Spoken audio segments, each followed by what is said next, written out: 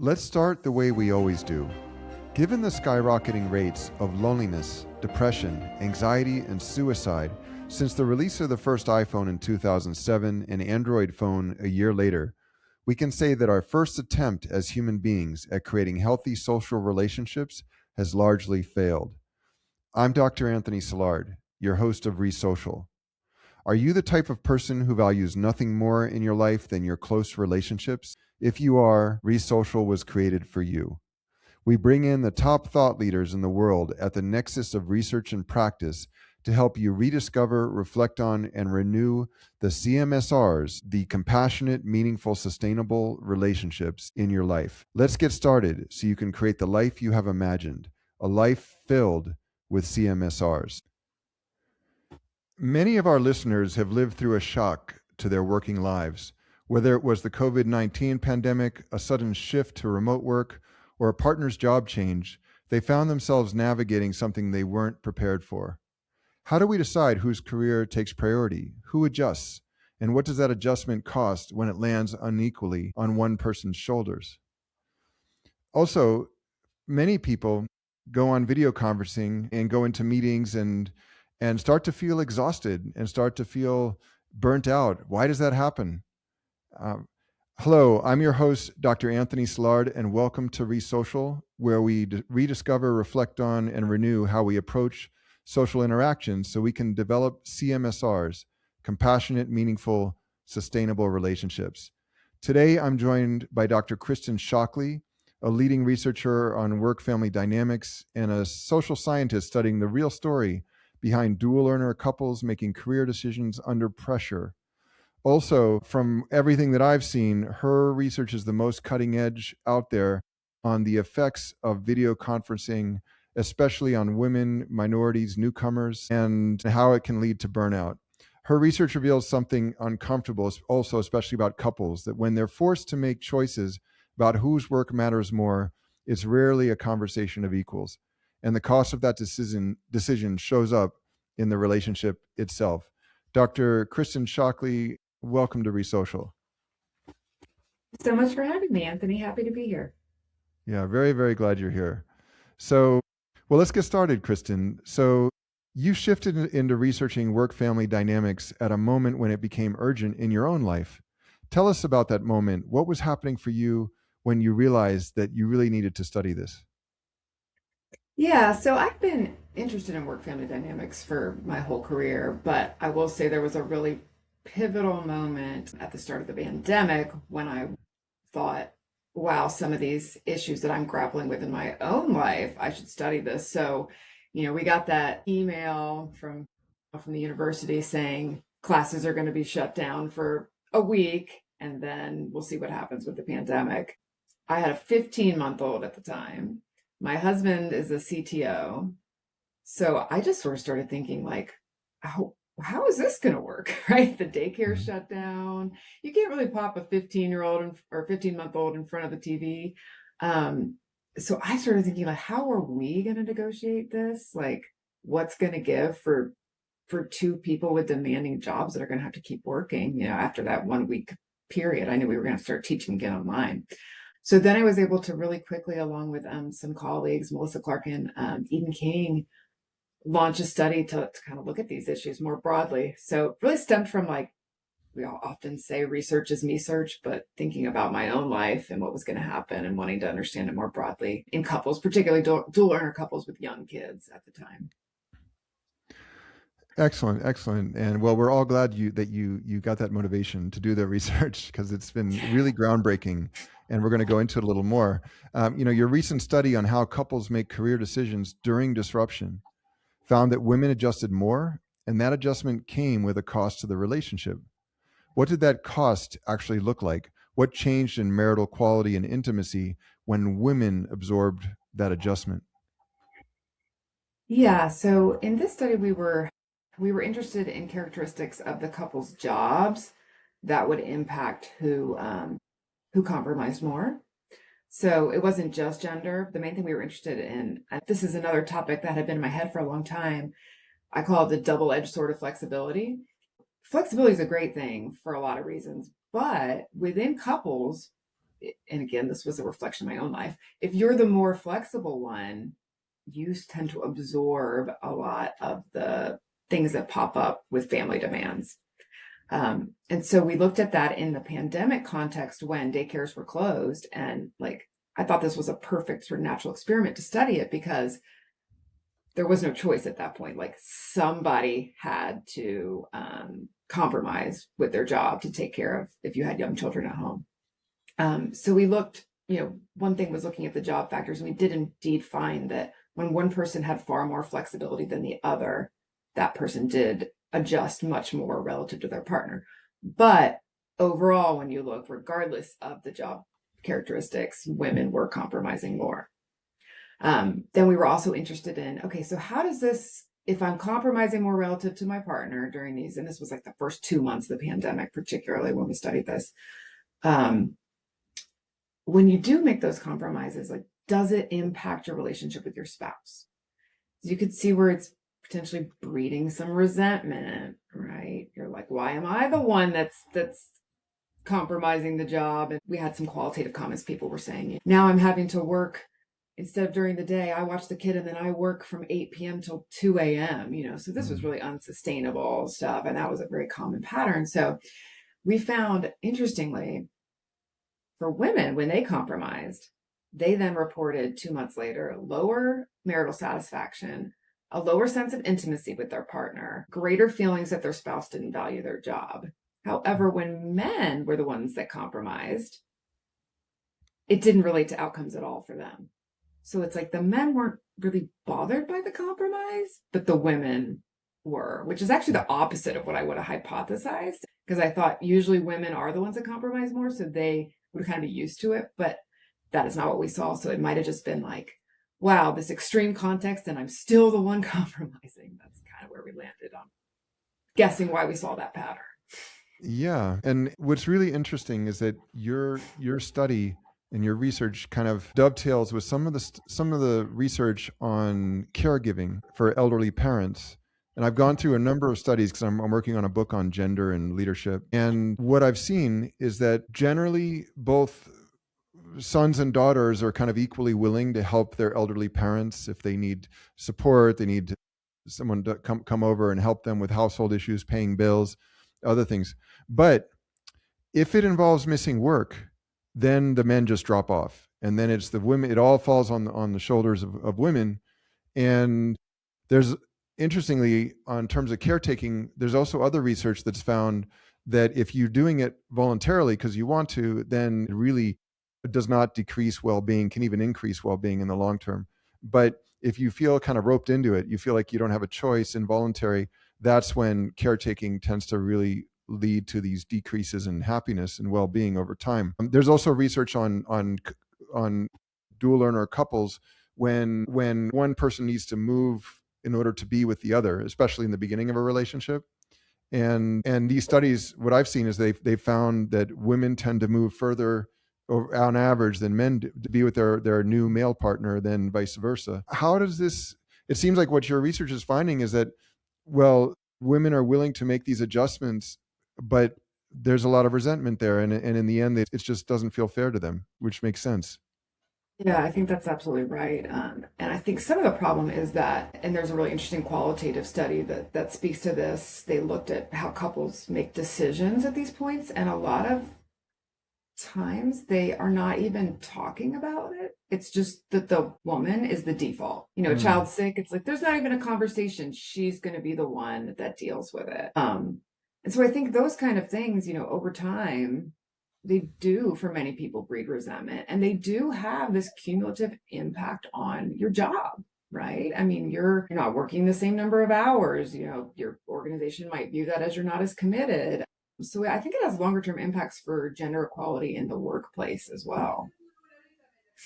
Well, I think you're absolutely right. And also, if we look at the invisible cognitive labor that most women assume, and which is really not even acknowledged most of the time in the household. So everything from making sure lunches are packed for the kids to making sure that there's doctor's appointments, play dates, and so forth.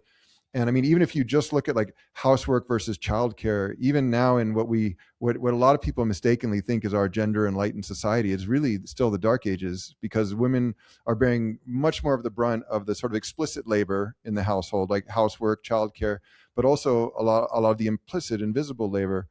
And it sounds like it's the same dynamic that you've discovered in your research, that it's women are the default.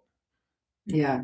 Yeah, absolutely. And I think I'm so glad you brought up the invisible labor, because that's something else that we haven't published anything on it, but I have some data on it. And I think that's really the missing piece, is all the behind the scenes work that goes on that we haven't historically as researchers actually been measuring. We're starting to, but when you don't account for that, women are already doing more of the housework and childcare, plus this behind the scenes, like your brain can never stop because you're always having to track, you know, who needs new clothes, who needs doctor's appointment, who needs to respond to the teacher, all that stuff. That again, it makes it hard to focus on other things, to be truly relaxed, to detach. So that's an important part of the narrative that I hope is starting to come up. Yeah, I see a lot of popular press articles about it lately, so I think it's starting to enter the discourse. It's a good thing. Well, I really think there needs to be a lot more research on it. I'm glad you're planning to go down that path yourself, because as a leadership professor and researcher,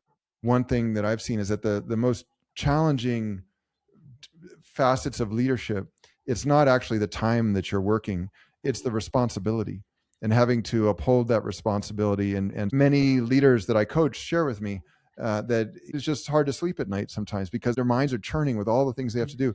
And this is really what I think is happening in the homes, is that women are the de facto leaders, and feeling like there's so much on their shoulders, they're not getting the support that they need. Well, let me just say, I'm here with Dr. Kristen Shockley. Really wonderful conversation about how couples manage flexibility, and also some of the gender differences there.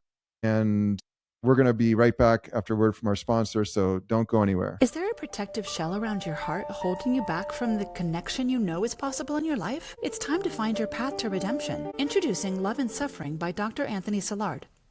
In Love and Suffering, which has received 4 book awards in psychology and mental health and 99% 5-star reviews on Amazon, Dr. Silard overturns what we've been told over a lifetime about love, forgiveness, acceptance, and gratitude.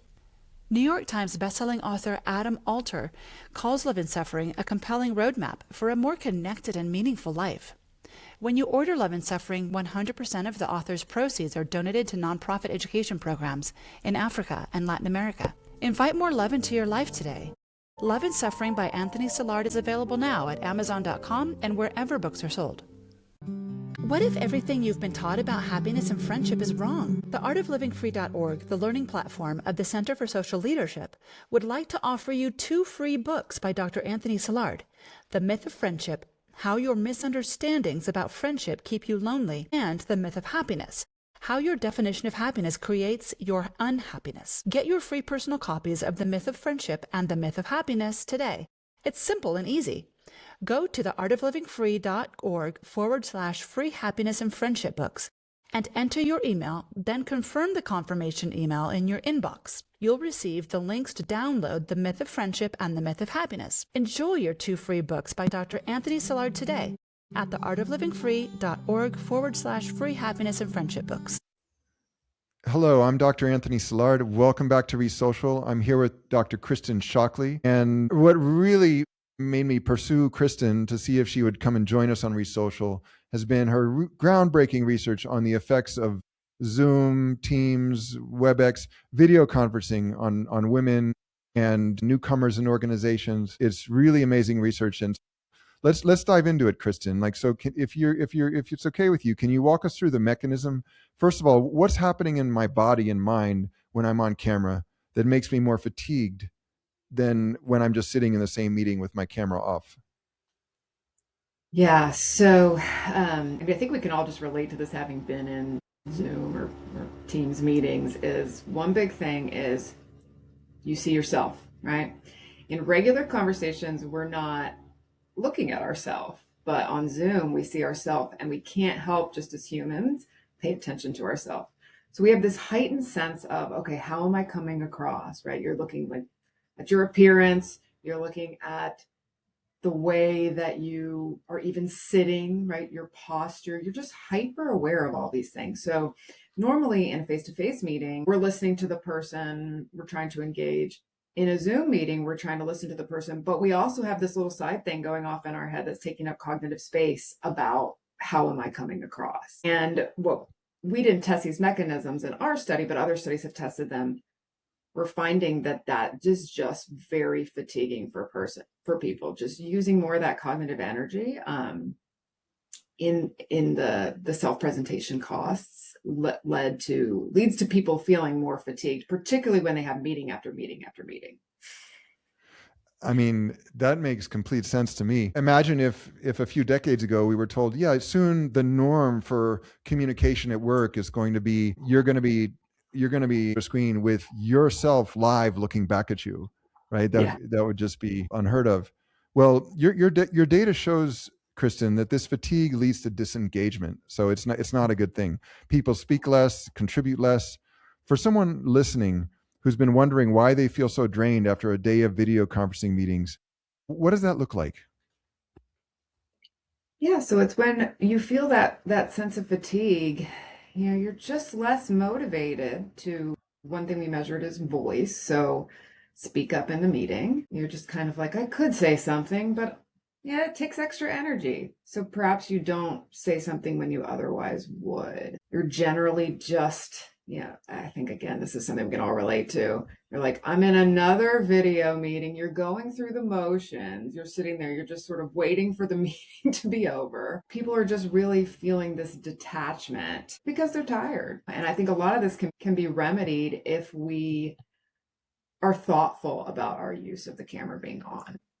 And norms have shifted. We went through a lot with this interesting natural experiment of the pandemic where all of a sudden everyone was using Zoom all the time and we weren't used to it. And then cameras were on and people started assuming if your camera's off, that means you're not paying attention. But I think it's really important for organizations to have policies where it's a little more freedom and autonomy in using your camera, and maybe telling people, look, I just need a little bit of a break from the camera on. I'm still here. I'm still listening. But for me, this meeting, I'm going to be able to focus more and actually be more engaged in the meeting if I can have a little bit of a break from having the camera on. But of course, being able to do that comes with norms that support that. And you're not being judged for that. So if you're feeling that way, that is completely normal. And our research supports that a lot of people are feeling that way. Mm-hmm. And I find this really ironic, Kristen, because if you look at the research on voice versus visual in terms of what's the purveyor of human connection. So I've interviewed Nick Epley recently here, also Juliana Schroeder, and they're doing some research in this area. And what they and others have really found is that it's voice that connects us. Like video has very little additive effect to just hearing someone. So why do you think then that so many companies and organizations are so stuck on camera on? I hear a lot of them saying, well, otherwise my employees, who knows what they're doing? And I'm like, well, who knows what they're looking at when you think they're looking at you in a video conferencing meeting? So why is this going on? What do you think, Kristen? Yeah, I think you're absolutely right that some of it is this micromanagement. I mean, think back pre-pandemic, there was a huge resistance to people working remote in general because managers thought, how can you possibly be working if I can't see you? How will I know? And of course, the data don't support performance differences based on where you work. So I think it is that sense of, if I see you, I feel like you're working. And a lot of these just beliefs of people are hard to break. Even I've sat with C-suite people and talked to them about the findings from our studies, and they're just like, they just don't believe it because their own experience, they feel speaks differently. So I think some of these ingrained things are hard to break. It does require more and more data for people to eventually feel like, okay, that wasn't an idiosyncratic finding from your study. This is a widespread phenomenon. But yeah, and again, part of it, I think, was we were so thrown into it with the pandemic that was just such a wild time. And people also, I think, because they weren't really prepared for remote work, again, we're trying to emulate it to the extent that they could in person and thought, oh, well, Zoom is the next best thing. Kristen, interestingly, when I was in the Peace Corps in Kenya, this was a long time ago. I'm 58, so this is back in 1990. So I started working on these extension projects with a number of rural schools, and what really struck me was that a lot of these schools, the school communities, the parents, teachers, their board members, they really wanted to build classrooms, because if you built a new classroom, everyone could see it. It was, you know, it was a big structure, and more of the children from the surrounding community would come to the school because there's a new classroom. Yet there were no books in the classroom. So learning was pretty much like rote memorization, teachers doing the kind of chalk and talk, and the kids just sitting with their exercise books and copying what the teachers wrote on the board because they didn't have any of their own books to do homework assignments and that sort of thing. And so I worked there on this matching funds book project where we raised about $1,000 per school, usually about 250 families giving $4 a piece over like a year. And then we raised the matching grant from donors in the US and Europe, Japan. And it was really, for me, it was like, well, if the students are going to pass the national exams, they need books to be able to study. Whereas when I first got there, it was this real focus on classrooms because you could see them. I think it's an interesting kind of analogy to what you're seeing, in that employers are like, well, if I don't see someone, then I don't know they're working, which seems to me to be a total mistake. Yeah, that's a really interesting comparison, and really, really cool project that you're involved in. But I think that's it. The reality of the future of work is that people are going to stay working remotely, right? And organizations are going to start to shift, but we're just not quite there yet. And what I think too is really interesting, and I'm doing some research on this as well, is the data on performance. So there's a lot of mixed research on, are remote workers, do they work less? Do they perform more poorly versus in-person workers? And you actually across the board really find no differences. It's kind of a wash. So there's some benefits to remote work that help you work better. And then there's some things that take away, and vice versa. So I think a lot of these fears are unfounded, which again is problematic because our government currently is making policy based on them, right? All the federal workers who are working remote had to come back. And it's kind of like, based on what data? Right. Well, yeah, I could see that the efficiency might be similar, but let me push back just a little bit, because I do a lot of research on loneliness. And Yeah. what we're finding with me and my research team around remote workers and loneliness is that remote workers prefer remote work, and even hybrid workers prefer to have more time where they can work remotely because there's efficiencies there. They can live further from the city center, it live less expensively, less time commuting, less money spent on commuting and so forth. And as you found, they can tend more to like household issues, whether it's cooking or being, you know, easily accessible to children and so forth. But then in the long term, what we're finding, and they recognize this, is they're becoming lonelier. You know, they're feeling more socially isolated. Like how do you, I mean, I don't know if you agree or not with those findings, but how would you reconcile those differences? Yeah, and that's absolutely, I think that's what the research is very clearly showing is the big negative side to remote work, especially if it's fully remote work versus hybrid, is the social isolation and the loneliness factor.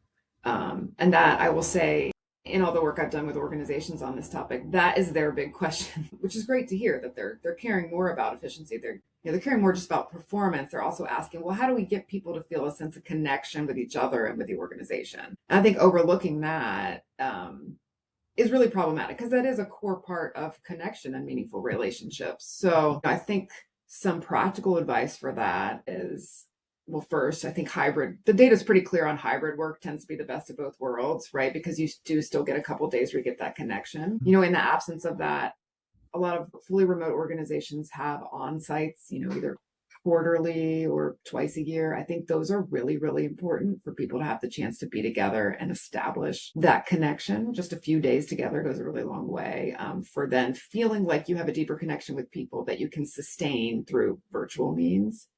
And the other thing is being really thoughtful and intentional in scheduling meetings. So scheduling one-on-ones with people just as a means to better connect with them, allowing time at the beginning of meetings, like the first 5 or 10 minutes, for people to kind of have that small talk, but make it not feel awkward. You know, sometimes you have to do little icebreakers because otherwise people are just going to sit there and not talk.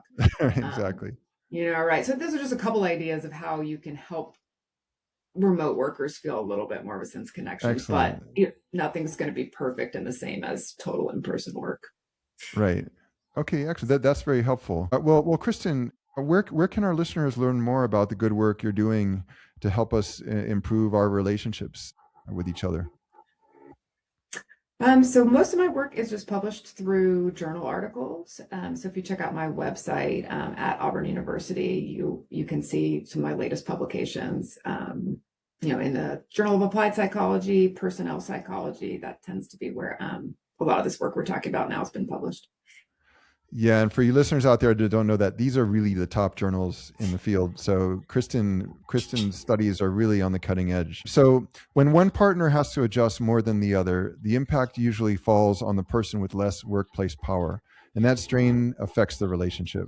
The same is true of camera fatigue. Staying polished and engaged on screen takes energy, as Kristen's found, and that can leave people with less to give at home. Kristen, my day's been a better one because of the connection we've further developed here. Thank you so much for joining us here at ReSocial.